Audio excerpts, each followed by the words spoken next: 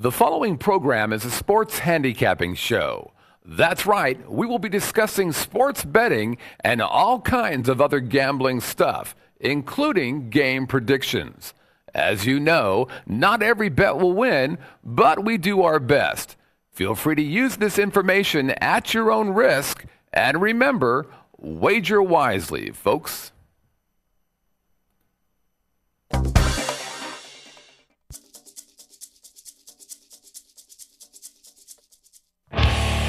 Broadcasting from the Vegas Video Network studios, live from the Las Vegas Strip, Covers.com presents Vegas SportsDay. And now from the sports betting capital of the world, here are your hosts, Teddy and the Professor.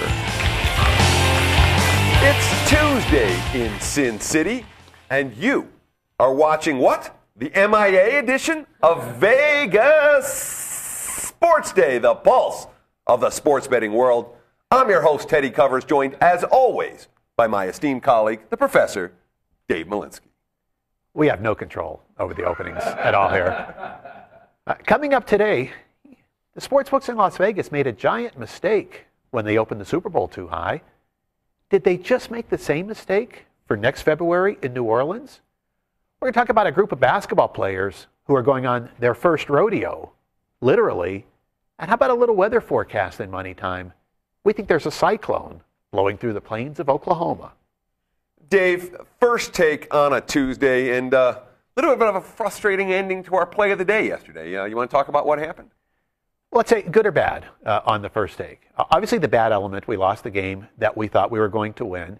And it shows a lot about where the technology is these days. If you saw the game last night, LaMarcus Aldridge makes a good block on Kevin Durant. Portland's going to win the game by 2, maybe by more. They're probably going to get fouled after that rebound. So I'm thinking, okay, this morning as I'm putting these show notes together, let me watch it again to make sure it was right. So I go to look it up. And there are like 8 or 9 websites that pop up immediately that all have the video already. It's an amazing age that we are in. And of course, the sad thing is on every one of them, it's the same play. It was a clean block. Officials missed a call. Very rare that they miss that call against the home team. But here's what I think everyone else is going to miss. And it's why you have an appreciation even when you have a losing ticket. That final block by Russell Westbrook that sent the game to overtime. We're always calculating things in our head as to what are our percentages of winning at this moment in time. It's great in baseball, great in football. But last night, if you watch the final Portland play, excellent play. Nicholas Batum gets the ball, free throw line, clear path to the basket. Westbrook has to leave his man to come over and make a play. Now, when you see that path, you're thinking in your mind, we're probably 80, 90% to win this. He's going to make the shot or he's going to get fouled. But there's no way that Westbrook can defend him without fouling, because usually in a setting like that, guy's going to foul him hard. The idea is I'm going to knock him down, I'm going to clobber him, I'm going to force him to win the game at the free throw line. Boy, did he make a block. For a guy a few inches shorter than the guy he made the block on, to make that contact cleanly, that was just a sensational play. It's as good a defensive play as you're likely to see in the NBA all season, even though it cost us a little bit of money. Okay, outside of researching British rappers, obviously, what else did you do on your Monday? But hang on, we have to talk about, you said the officials. It wasn't the officials made that call. It was Scott Foster. Scott Foster, the same guy who Tim Donaghy didn't name a lot of names.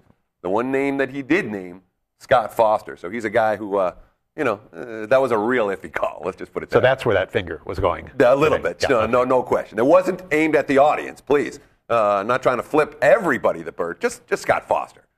He's the guy who needs the bird this morning. My first take, we got to talk about Gronk dancing. Bump, bump, bump, bump. I can't do it. I'm certainly not going to take off my shirt and dance. Not going to happen. But it's standing on. Exactly. Thank you. You're welcome on this one.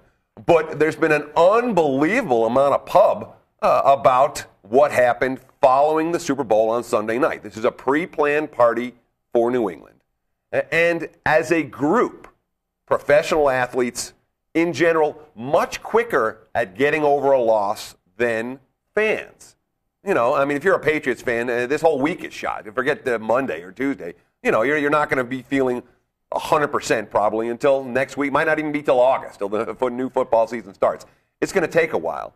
Professional athletes aren't wired the same way. They have to be able to get over losses quickly Because if you sit there and stew for 4 days, guess what? You're not going to be prepped for the next week. So it's a part of their makeup to be able to blow off some steam, get out and get focused for the next day.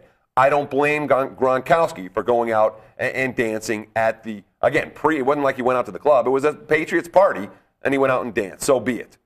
That being said, can you imagine, I mean, there's been a minor firestorm with Gronkowski. Let's take this over to other sports for a minute. Can you imagine if after Game 6 of the NBA Finals last year, LeBron and D. Wade would have been seen out dancing somewhere? People would have gone nuts. They would have gone insane. Maybe a little element of race here involved with Gronkowski not taking as much heat as perhaps some other guys would have in a very similar situation. Okay, guys, Super Bowl week has got our email accounts overloaded. No question. You guys have been fantastic about sending in those questions to be answered. And we're going to start with one right off the top. This is from Mark from Phoenix, who asks, "Hey, Teddy and the Professor, love the show." Thanks, Mark. I just wanted to run a couple ideas past you guys. Due to there being so much volatility in the NBA, if you were considering taking an underdog in the +3 to +7 range, is it worth it to go 100% money line, 100% spread, or somewhere in between? Also, do pleasers become profitable? I can get a 2-team 6-point pleaser that pays out +550 with ties winning. Dave? Awfully good questions. I'm not sure how good our answers could be because a lot of this is very new. You're absolutely right when you talk about the volatility of this particular NBA season. And we've talked about it on the show a little bit, but we haven't necessarily talked about the best ways to take advantage. Yeah, we are seeing more dogs in that range win outright, and at the same time, we're seeing dogs in that range get blown out more. So the money line actually helps you two ways. Increased chance of winning straight up, and if they do get blown out, you're saving a little bit on the vigorish. So yeah, there is absolutely something there. What is the proper proportion? That's the tough call, because so many times it comes down to each individual game. Not all 5-point dogs have the best chance of winning, or same chance of winning outright. Some are going to play their end games a little bit better than others. So for now, let's say you're on to something. We would suggest always mixing in a little money line in that range right now. But the biggest part, and maybe we'll try to bring one of these in, it's simply the chart that every professional is going to have in their pocket, and that, okay, if this team is a 5-point dog, here should be the corresponding money line equivalent. And if you get a little extra nickel or an extra dime on the money line, you play that stronger. If you're getting a nickel or a dime worse, then you play the point stronger. But you're absolutely onto something about those dogs, and maybe even with the pleasers as well. Yeah, in general, when I play NBA underdogs of single digits, I'm not looking for the double-digit dogs to pull off the upset, but when I'm playing a single-digit NBA dog, just about in any other sport for that matter, NFL, college hoops, I'm going to have a percentage of my wager on the money line. Not always a big percent, sometimes as little as 1/10 or even 1/20th, but I will always have a little something on the money line because obviously if I'm backing those dogs, I think that they have at least some chance to win the game straight up. That's my personal betting strategy. It's not something that every wise guy in town is doing. And we talk about wise guy strategies and wise guy philosophies or the sharp bettors or whatever you like to call it. A lot of that is database related. And what we're seeing in this NBA season is that if you're trying to look at long-term historical trends, you're getting wiped out right now. You're not doing particularly well. The system players, the database players, haven't really had a great deal of success so far this NBA season where things are a little bit different than they normally are. So there's always that philosophical question. Well, can you try something new based on logic, or do you need the database support behind it in order to get to the window? And this is one instance where the betting markets are looking for that database support. So we're not perhaps seeing some of the adjustments we should be seeing when it comes to a game in, game out, day in, week out basis with these NBA numbers. So let's go right to the pleasers, and let's get logical with them. One of the things we've talked about repeatedly is a lot of these road dogs in tough settings will bag a game. So let's think about a category here. Let's look at the home favorite playing against the road team in the first of back-to-backs or the second of the 2 and 3. You've got a good chance now for the pleaser to work because the point spread itself loses a little bit of its relevance and that the spread can be shattered. And that's what the pleaser is about. It's the opposite of the teaser. The teaser, you're paying juice to get extra points. On the pleaser, you're giving away extra points, looking for the bigger payday. Once upon a time, these were action points, something that's not as prevalent anymore because they're logistically difficult for the books to grade. So yeah, we would look at some of these home favorites when the other team shows you that, you know what, we might bag this game. Because one of the things we've done personally, when we're playing road dogs in the first of a back-to-back, we're putting as much on the first half of the game as we are on the full game, knowing that if they're down big at halftime, they might not play the second half out anyway. So that's a little more saner way to do it. But focus in on that right now. That home favorite where you think the underdog might quit and might bag the game to save energy for the next night, and you look at what those pleaser payoffs are, you might be stumbling onto some good value there. That's a great email, Mark. And again, we're looking for quality emails to answer on air every day. We've gotten a ton of them. That doesn't mean we don't want more. We're going to be answering emails throughout the show this week on into next week. The email address, of course, sportsday@covers.com. Send us your questions. We'll do our best to get them on air. You can follow us on Twitter at Vegas Sports Day. And, of course, you can get involved in the Covers.com community. There are active threads and discussions going right now, Covers.com/posting form. So Rob Gronkowski's dancing. The Giants had their parade today. You know what that means. It's time to start talking about next year's Super Bowl. We've got the opening odds for Super Bowl 47 in New Orleans. Coming up next, you're watching Vegas Sports Day. Are you looking for the latest odds, the fastest scores, the most important trends, and the best matchups and stats? Are you looking for the key late-breaking information that can make you a winner? Well, Covers.com has the answer. The world's largest sports betting community gives you a front-row seat in the heart of the action, from the opening lines to the final scores. If you want to stay ahead of the game, Covers covers the numbers. No pressure. Hi, I'm Dennis Silvers from, can't think of the name of my damn show. Golf and other four-letter words, and you're watching the Vegas Video Network, I think.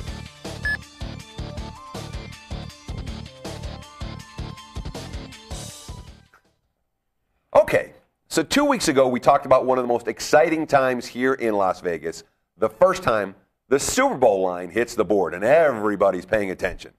Over the last 24 hours, we've had something taking place with less sizzle, but actually a whole lot more food for thought. The futurebook, well, they're up for the 2013 Super Bowl, and this may be one of the most interesting lines that the odds makers have set, frankly, in recent memory. So naturally, that means it's time for us here at Vegas Sports Day to break them down. Look for settings where there may be some real value on this future betting board. So let's get to the work of Jay Cornegay and his staff at the LVH. Yeah, it's 2012, so we got to get used to LVH instead of saying Hilton every time. LVH numbers? Dave, what do you got for us? Here's the way we're going to break them down for you. We will show them to you by conference. So note that these are the odds to win the Super Bowl, not to win the conference. But we thought the easiest way to project them would be to show them by conference. So let's take a look. First, we're going to start with next year's AFC teams. The Patriots come out the favorite at 8-1. At 12-1, we have both the Ravens and the Steelers. The Chargers at 15-1, along with the Texans. The Jets, 20-1. The Bengals and Colts, both at 40-1. The Bills, Broncos, Chiefs, Dolphins, Titans, and Raiders, all in at 50. And down at the bottom of the AFC, the Cleveland Browns 100-1, the Jacksonville Jaguars 100-1. So now we got a lot of work to do. Yeah, we want to look at how teams played this year. We want to look at coaching changes, personnel changes, injured players coming back, draft potential. But here's one of the biggest things that'll be happening.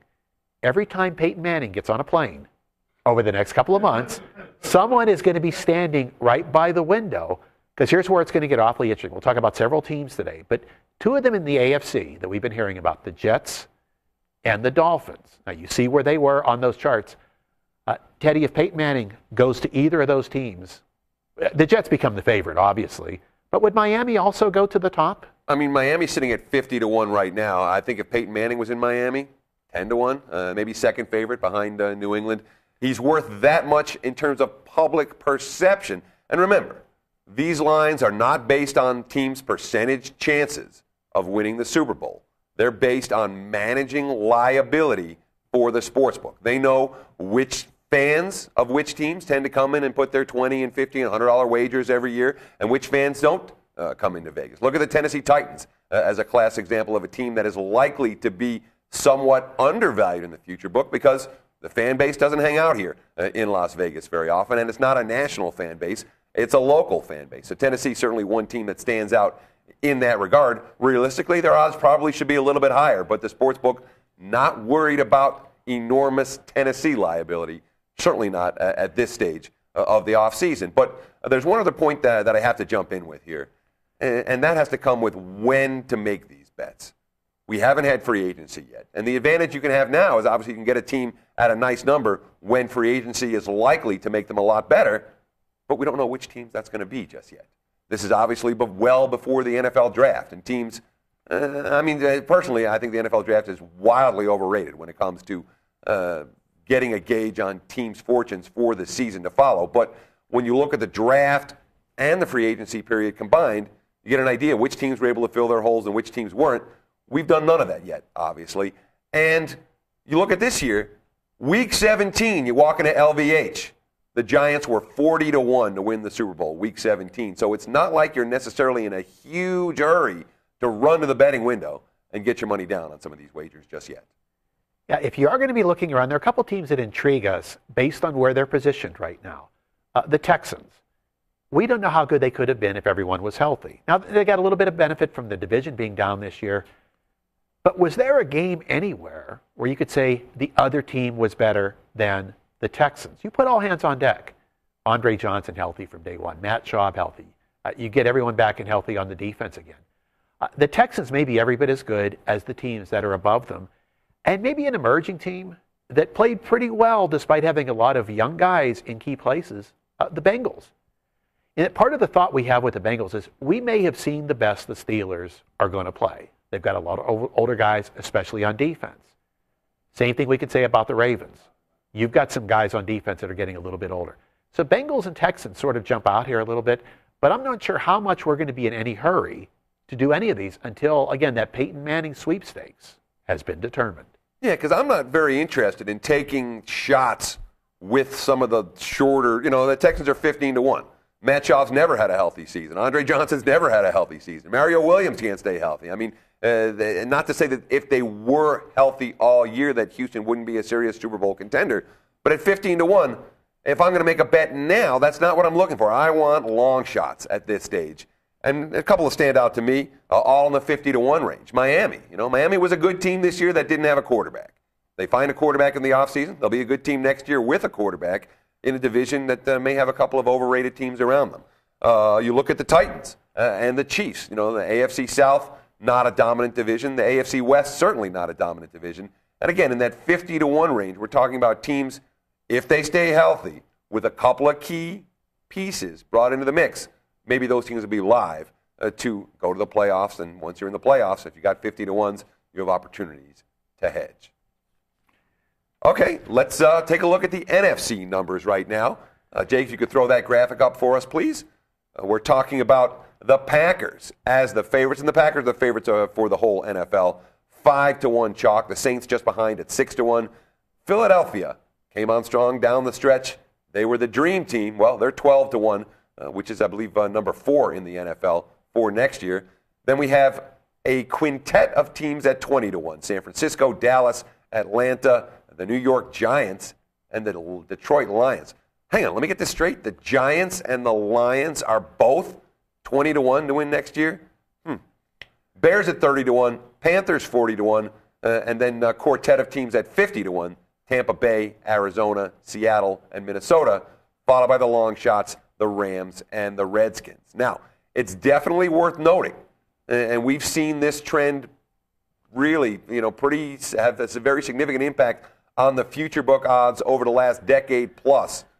When the St. Louis Rams won their Super Bowl title in 2000, the 1999 season, early in the year 2000, they were priced at 200-1, and the sports books took a bath on St. Louis. multiple sportsbooks directors around town lost their jobs because they kept the odds up so high on St. Louis because, hey, they've been 4-12 forever. They can't win the Super Bowl.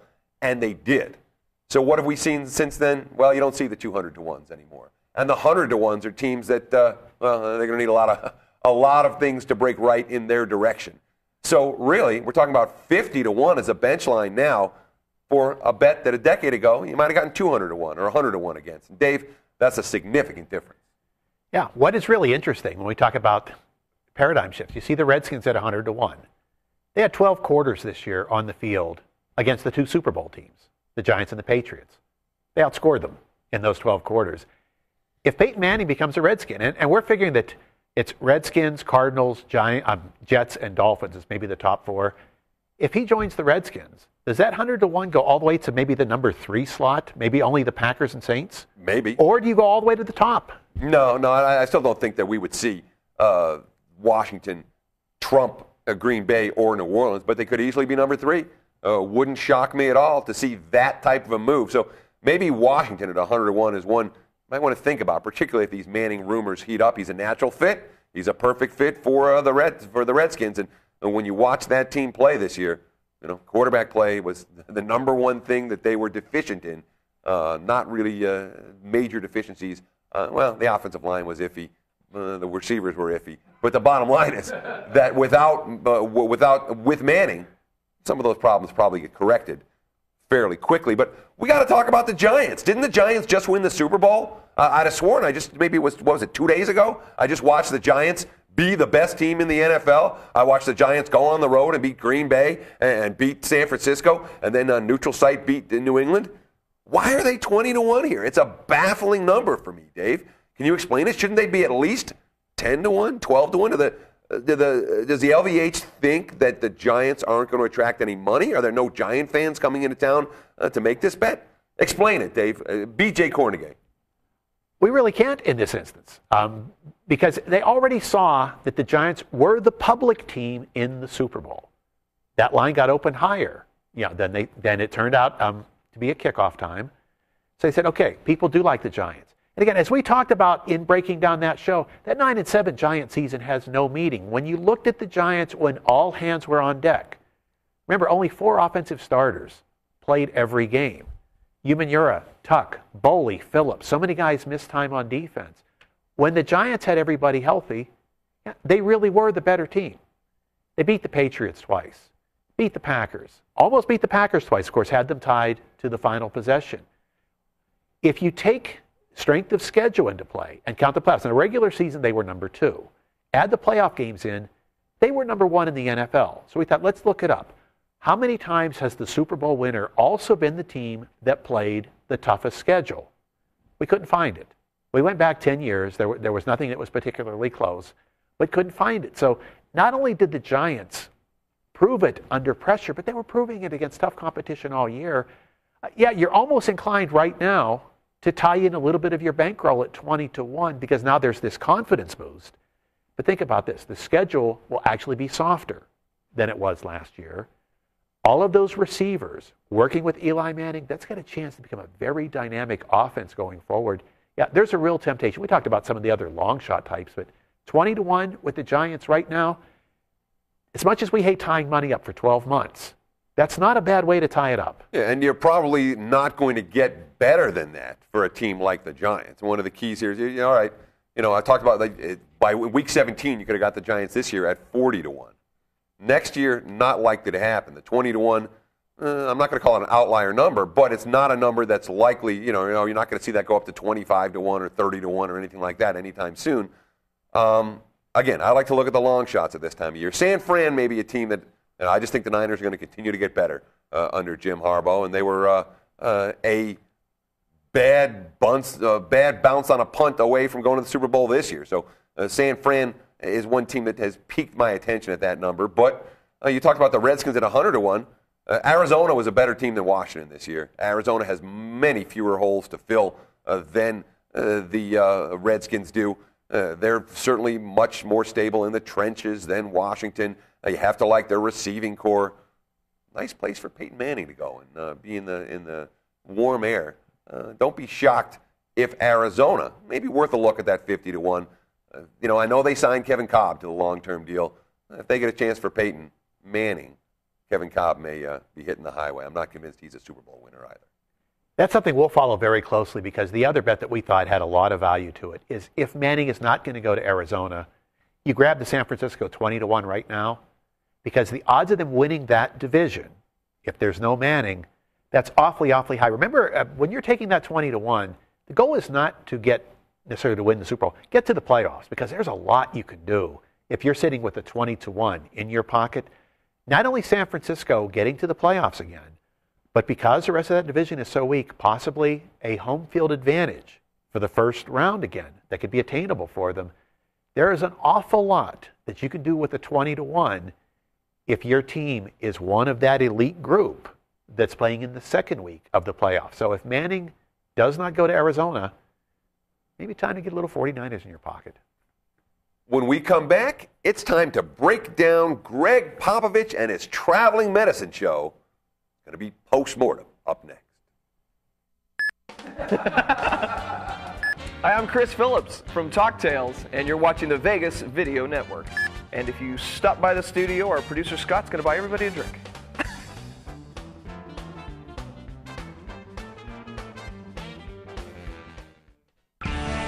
Livestream is your premier place to watch live events on the web, mobile devices, and connected TVs. See new events daily or broadcast your own at livestream.com. Livestream. Be there. Okay, guys, time for the Post-Mortem and the old tale that if you don't study history, you're doomed to repeat it. No, the idea is if you don't study history, you're just doomed. Today's topic, we're going to talk about a little bit of history that might not mean what it used to. It's rodeo time in San Antonio, which is great news for merchants in the area as the Cowboys take over the AT&T Center, which they have done annually since 2002. But this time, Greg Popovich may not be smiling all that much. His team is going to spend exactly 1 day at home over the course of the next 3 weeks, and that a brief stopover on February 16th in between finishing their eastern swing of this road trip and moving on to the western swing of the road trip. In all, 9 road games in 18 days across all 4 time zones. The itinerary has them flying close to 8,000 miles during this 18-day span. So why do we not expect a smile from Popovich this time? Well, this trip has annually been a very important part of how he has put the team chemistry together in the past. But this year might be something of a different cycle. None of the Spurs has ever had a losing year on this annual trek. We're talking about a team that is 51-23 straight up on their rodeo road trip over the course of the last decade. Being on the road has helped the team do a lot of bonding, and they've handled it with a lot of sophistication. How about this quote from Tony Parker when asked how he's managed to cope through the years? Quote, "Just go to nice restaurants with Pop and get tipsy sometimes. That's the secret. Drink a lot of wine. It goes faster." You can't argue with that success. 51-23 straight up in a league in which winning on the road is not an easy thing to do. So the picture, not as bleak as it would be if another team had to make this same trip, but, they've been through it all before, right? Here's what's a little bit different this time. You don't think of the Spurs as a young team because you think of Popovich, you think of Tim Duncan, you think of Parker. Yeah, these are old guys, these are veterans, they can handle this. This is a very, very young team. 7 of the 11 players in their rotation right now, their 3rd season or less with them. So now let's look at the rodeo trip this time and put it in the context of the way the team is playing. Okay, 13-1 so far at home, only 4-8 on the road. Why is that? Let's look at this rotation and see just how young they are. Career rodeo trips, DeJuan Blair, he's only had 2. Gary Neal, he's had 1. Thiago Splitter, he sort of have 1. We use that asterisk there because last year, he was with the team on the rodeo trip, but he only played a little over 50 minutes on all of those games combined. Now look at all these young whippersnappers on their first rodeo. Kawhi Leonard, Danny Green, James Anderson, Corey Joseph. None of these guys have ever made that trip before. So this is an entirely different setting for Popovich this year. That idea that, okay, here's what we're going to do. We're going to use these particular plays. We're going to bond together. No, he's coaching a lot of guys, not only on this trip for the first time, but guys he hasn't coached before. And there's one fascinating part. We were studying the way that the Spurs itinerary was going to be on this trip. They've got a little bit of time in New York coming up. They're playing New Jersey on a Saturday night. They're playing Detroit on a Tuesday night. So they're going to spend Sunday and Monday in New York. Yeah, part of that is Pops and Parker will get together at a couple of nice restaurants. But what they're also going to do on that Monday, they're going to have a full-scale practice. Popovich saying it's the first full-scale practice they've had all season. So no, don't look at this Spur past history and say they've handled this trip well, we know we can trust them. It's a different story, especially on the first leg. Now, there is one thing that we will follow very closely. Teddy had talked about the fact that they will have that stopover back in San Antonio. Kind of comes right around Valentine's Day, too. So could be a little interesting for these guys getting back to the sweethearts. But the biggest sweetheart of all, Manu Ginobili. He may be activated from that stop. He's not going to play on the Eastern swing. But in that stopover, before they go out to the West Coast, Ginobili may rejoin them. But for now, all of those good past numbers on these rodeo trips, no, take them with a grain of salt. This is an entirely different trip for the team this time. When we come back, it's time to go to the Tuesday night hardwoods for money time. Traditional media believes that after about 3 minutes, you'll tune out. Most Vegas media companies think if it doesn't jiggle, you won't tune in. At the Vegas Video Network, we think both are wrong. The Vegas Video Network is the first and only live online broadcast network that specializes in insider news and expert views about Vegas. We combine great storytelling with the ability to watch when and where you want on your computer, mobile device, or television. Discover the real Las Vegas. Visit VegasVideoNetwork.com.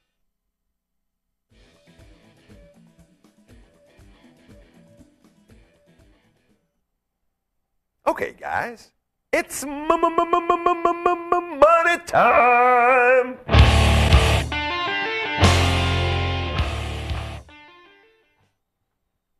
This edition of Money Time is brought to you by Covers.com. Remember, for all the key information you need in every sport, Covers covers the numbers.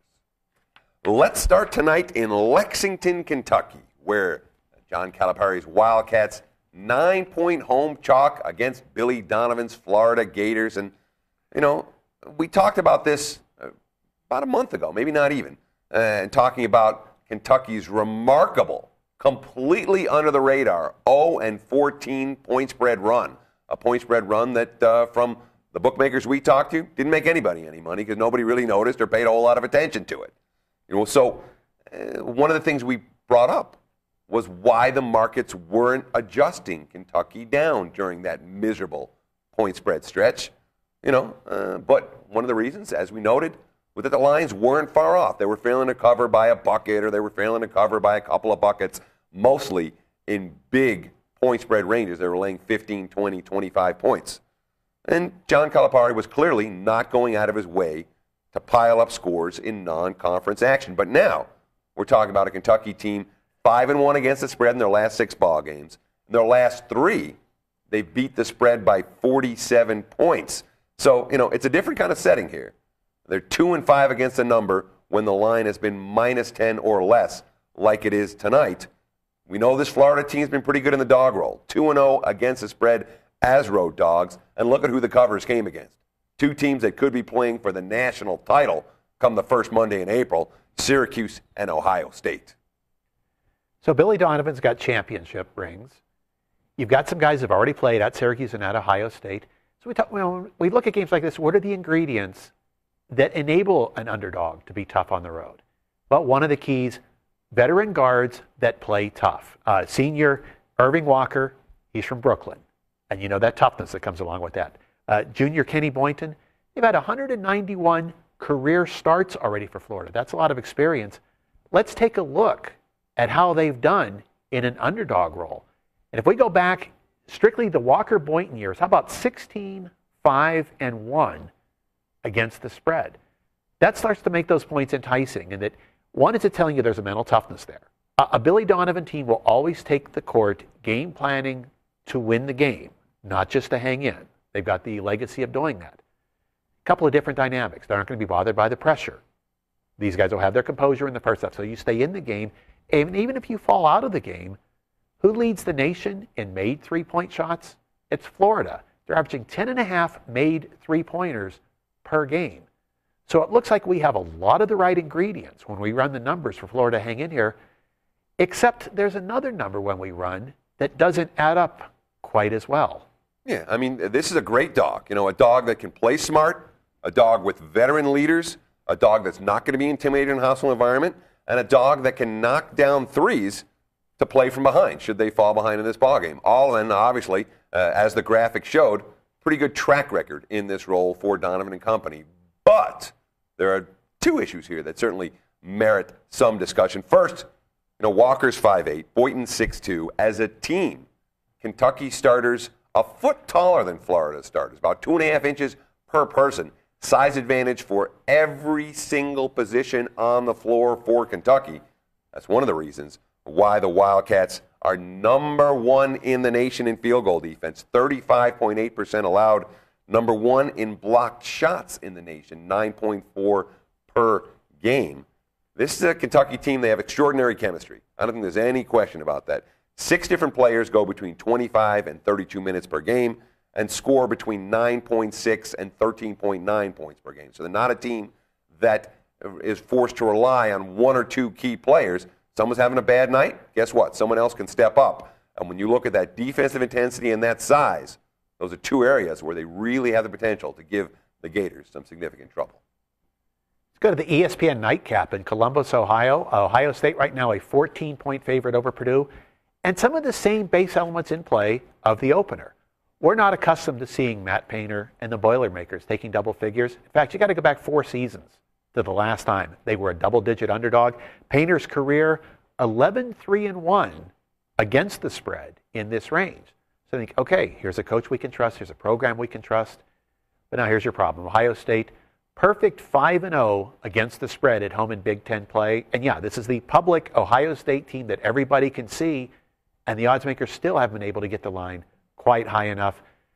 One of the differences, though, we talked about Florida's ability to play from behind against Kentucky. If that happens, does Purdue bring that? Because a big part of this line range, this Purdue offense has fallen way off the table. The last 4 games, 35.9% from the field, 26.5% from three-point range.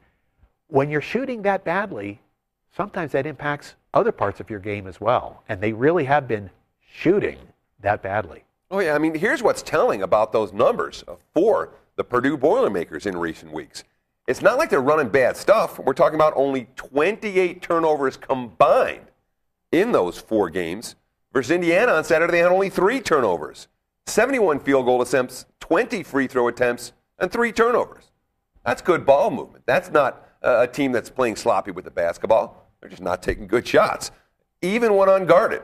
63.2% from the free throw line this year. That's number 308 in the nation. Purdue just doesn't have shooters right now. And the inability to make shots is really having an impact on the other parts of Purdue's game. Let's see that graphic real quick. Here's a quote from Matt Painter. Quote, "I thought we had a couple of guys out there scared. You've got to go strong and take the whole atmosphere and the whole situation and play. It's what you live for. Even when you miss shots, you've got to have fight. We don't have that right now." That's what the head coach is saying. I mean, look at the impact so far. In Big Ten play, they're giving up 46.6% shooting. This is not a great shooting conference. The defensive numbers way down. They're losing the battle of the boards by more than 5 rebounds per game. Robbie Hummel, a guy who's gotten more publicity out of less production than any college basketball player that I can remember. He's never really come back from the injuries that he suffered. 15.2 points per game, but that's on 39% shooting. That was last year. Now 12.3 points per game, 34% shooting. No, this isn't the same Robbie Hummel that was raising eyebrows when he was a little bit earlier in his career, like 3 or 4 injuries ago. Just hasn't been very good. So, for Ohio State, what do you say about Ohio State, Dave? Well, it's like Purdue has this legacy that you might not want to pay that much attention to. They really are playing that poorly right now. When you look at those defensive numbers and rebounding numbers, those aren't a Matt Painter type of team. Contrast in Ohio State, 37.9% shooting they're allowing in the Big Ten. They're winning the boards by over 8 rebounds per game. And Ohio State just doesn't allow you to breathe. When we talk about that excellent home point spread record, they're number 2 in the nation in turnover ratio. They just don't let you breathe anywhere. They play such good pressure defense. They're not going to give you a lot of open shots. They're going to move the ball well themselves. Yeah, at another time, we look to the Purdues of the world, taking double digits, because you know they're going to scrap hard to compete. But after what Teddy read from Painter, you can't be guaranteed they're going to scrap hard to compete tonight. Let's go to Stillwater, Oklahoma for the ESPN2 matchup between the Oklahoma State Cowboys and the Iowa State Cyclones. And boy, these two teams had a thriller at the Hilton the first time around.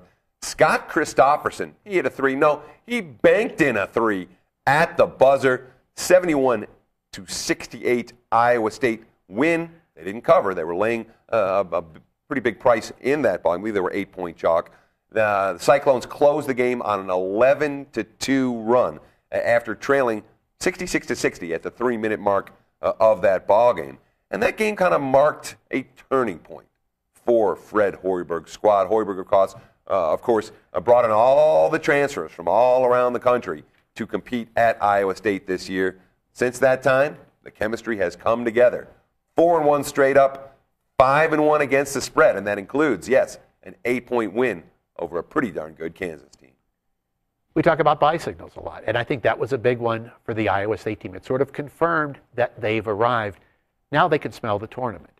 The key this year, we call them the Iowa State Transfer Transformers. Take a look at how this roster came together, because it's a very unusual way.